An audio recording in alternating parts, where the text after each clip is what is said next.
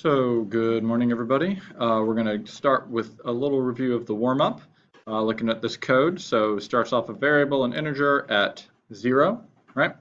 And then it checks, is 0 less than 5? True. Okay. So then it's going to print out 0, and then rough plus plus, which the fancy word for that is incrementing. So then rough becomes 1, right? Then it says it checks another if statement. Now rough is currently 1, right? Is 1 less than 5? True. So it's going to print out 1 and increment again. So 2. If rough is 2 less than 5? True. It's going to print out 2 and increment again. 3. Then is 3 less than 5? True. And increment it. And right, so the numbers that would be printed would be 0, 1, 2, and 3, right? But hopefully, what do you notice about all these little snippets of code? They look exactly the same, right? And you can imagine that if I keep doing something multiple times, then there's probably a better way to do it in programming. And there is, and that's what we're going to learn today. So we're going to look at for loops and while loops, the two main loops that we will cover in this class. So what is a loop? A way to repeat things over and over, checking a condition each time. So let's start with the simplest for loop that we could see. One of the simplest. For int I equals 0, I is less than 5, I plus plus. Okay, well, what's going on? Well, the first thing is we're declaring a new variable, just I, for index, kind of keep track of stuff. We'll use I a fair bit. And then this is the condition, it's going to check is I less than 5 each time. Does that look similar? It's just like the warm-up. And then and then how is it going to change? In this case, it's just I plus plus. So each time it's going to increment I each time. So one of the first things I like to do is just kind of focus on the for loop itself, not necessarily worrying about what's on the inside just yet. But what values of I would be accessible? Well, 0 would be there, right?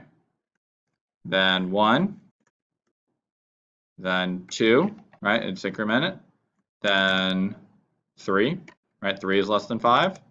Then 4 is less than 5. But then what happens when we get to 5? Is 5 less than 5? No, right? So 5 we check it, but it doesn't actually fails the test. So we don't, we're going to kind of cross that out. So really it only executes 4 times. So what will be printed, since we're using system.print, would be 1, 2, 3, 4, 5, right? 5 times, because 0, 1, 2, 3, 4. Everybody with me? Again, there you go. This is the very simplest for loop that we're learning. Now let's compare it to a while loop. Okay, so while, again, they're very similar, but we'll see the pros and cons of each one as we go. The while will initialize it, this variable outside of the while loop. Here we can do it inside. We could also do it outside, but traditionally a lot of times we'll see it do it inside. But here's so int I equals 0, and then very similarly while I is less than 5. So currently, is that true? Is 0 less than 5? True. Okay. So very similarly, we're going to it's 0, right? And you could do them vertically or horizontally. Not a huge deal either way. Then it's going to print out that thing, and then it's going to increment, right? So then I is 1. Is 1 less than 5? True. It's going to print out the asterisk. Okay, so that's the second asterisk. It's going to increment. So I is currently 2, right? Is 2 less than 5? True. So it's going to print out an asterisk, right? It's going to increment. So I is then 3, right? Then it's going to check, is 3 less than 5? True. It's going to print out an asterisk. Bam. It's going to increment. So I is currently 4. It's going to check, is 4 less than 5? True. It's going to print out an asterisk. Oh, that's not an asterisk. There's your asterisk. It's going to increment. So then I is currently 5. Is 5 less than 5? Nope. So it's going to check it, but it's going to fail that check, and it's going to leave the while loop. Okay? Again, this is the simplest kind of things to think about for the for and while loops. But again, you'll learn it, then you'll use it, and then we'll master it to do all sorts of different stuff. Now, printing out, this time I was just kind of focusing on printing out just the numbers, sorry, just like one little thing, like an asterisk or something like that. But let's look now at if we actually had it print like the value itself. Since we use it, so it's going to value 0, is 0 less than 5, true, going to print it out. So it's going to print out that number. Everybody with me? Okay. Then it's going to check it, 0 less than, sorry, then it's going to increment it. So I is now 1, right? And it's going to print system.out.print I, which is currently 1, right? And there we go. Increment. So I becomes 2. It's going to check, is 2 less than 5, true. So it's going to print it out. Bam. Increment. So I is currently 3. 3 less than 5, true. Print it out. Again, hopefully this should be very repetitive. That's the whole idea.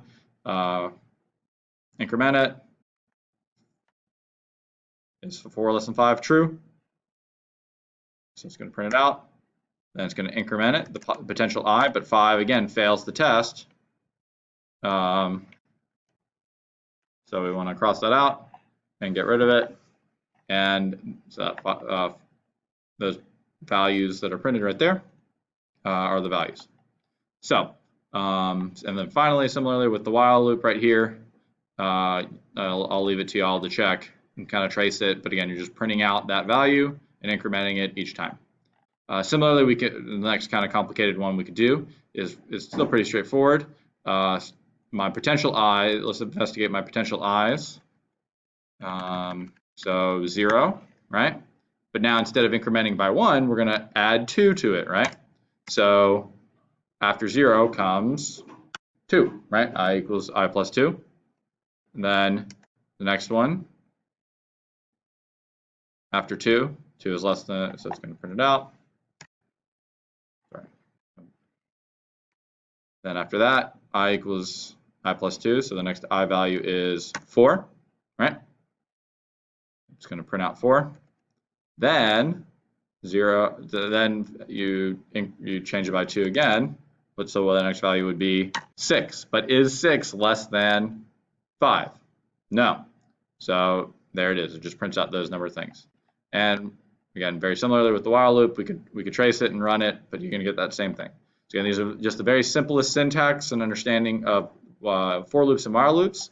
As you can tell, they're very powerful. Instead of, you know, I think I wanted to print out all the numbers between, you know, 1 and instead of 500 or something like that, be a very, you know, every even number between those, you know, that would be a very much more powerful way to do things. And there you go. We have the basics of for loops and while loops. Thanks, and God bless.